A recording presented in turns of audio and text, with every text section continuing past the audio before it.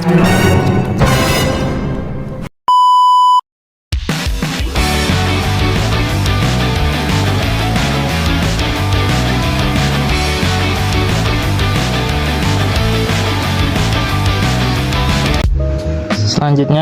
saya akan menjelaskan tempat dan waktu terjadinya.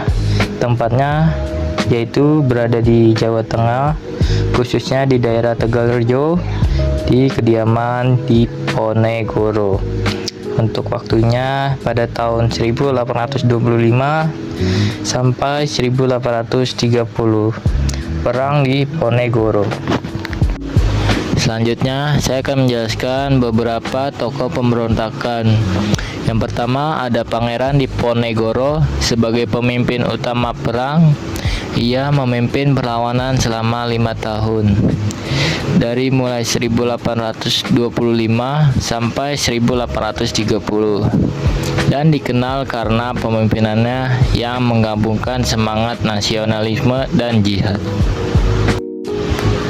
Yang kedua ada Kiai Mojo, seorang ulama yang memiliki pengaruh kuat dan memberikan dukungan penuh dalam perang.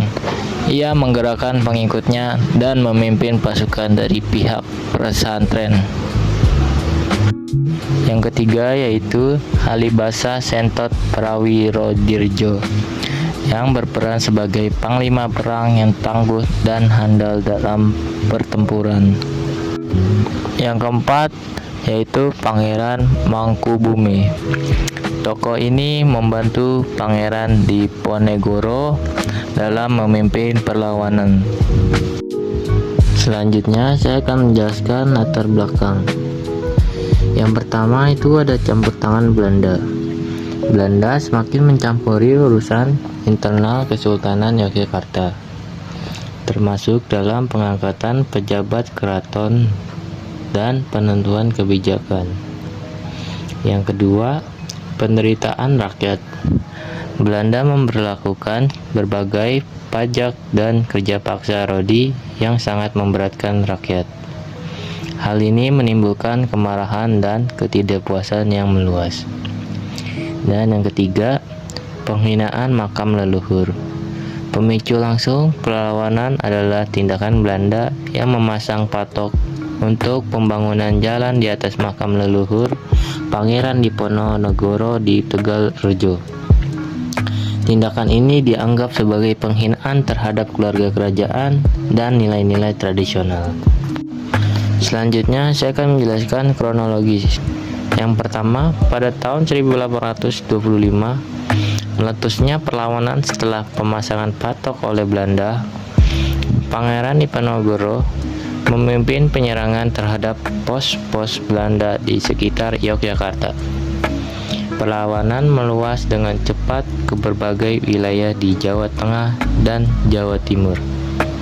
Yang kedua, pada tahun 1825 sampai 1829, perang Diponegoro berkorban dengan sengit.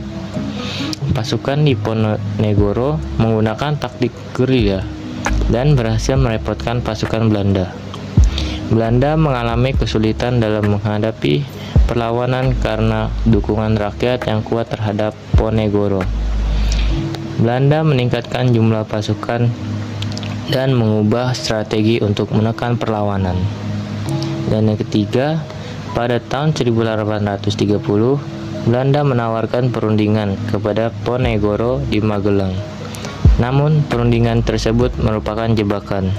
Diponegoro ditangkap dan diasingkan ke Ungaran, kemudian dipindahkan ke Manado, dan terakhir ke Makassar hingga wafat pada tahun 1855. Berikutnya, saya akan menjelaskan akhir pemberontakan. Yang pertama, penangkapan Diponegoro. Penangkapan Pangeran Diponegoro menjadi pukulan besar bagi perlawanan rakyat. Meskipun perlawanan terus berlanjut, semangatnya mulai menurun. Kedua, taktik benteng Tetzel. Belanda menerapkan taktik benteng Tetzel, yaitu membangun benteng-benteng di wilayah yang dikuasai untuk mempersempit ruang gerak pasukan Diponegoro. Yang ketiga, Berakhirnya perlawanan. Secara bertahap, perlawanan rakyat berhasil dipadamkan oleh Belanda. Banyak pemimpin perlawanan yang ditangkap atau menyerah. Meskipun gagal mencapai kemerdekaan, perang di Ponegoro menunjukkan semangat perlawanan rakyat Indonesia terhadap penjajahan dan menjadi inspirasi bagi perjuangan kemerdekaan di kemudian hari.